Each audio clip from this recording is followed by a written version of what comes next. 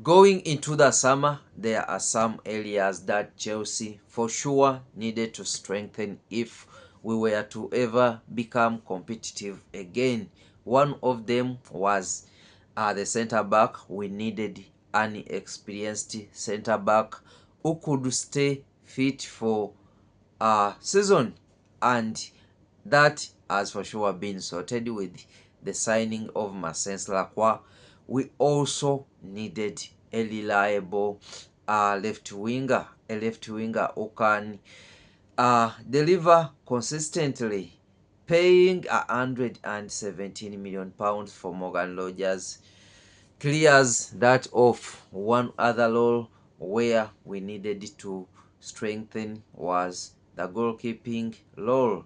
Robert Sanchez is for sure not the man you can rely on if you're going to compete for the Premier League and maybe you want to finish top 4 and go back to the Champions League.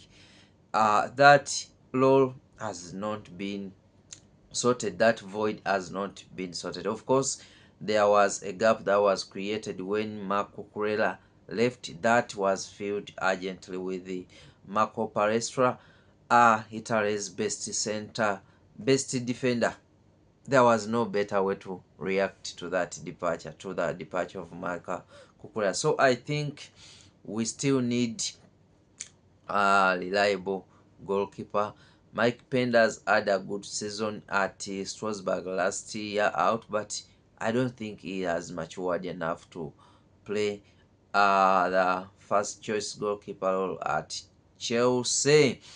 Also, I'm quite disappointed by the kind of sales we are making, to be honest. Last season, our best left wingers were not good, but we know very well that Jamie Gittens was the worst of, if you were to compare him to Alejandro Garnacho. And I think one season is not enough to judge a player. Alejandro Garnacho was one of our top 8 players in terms of goal contributions last season.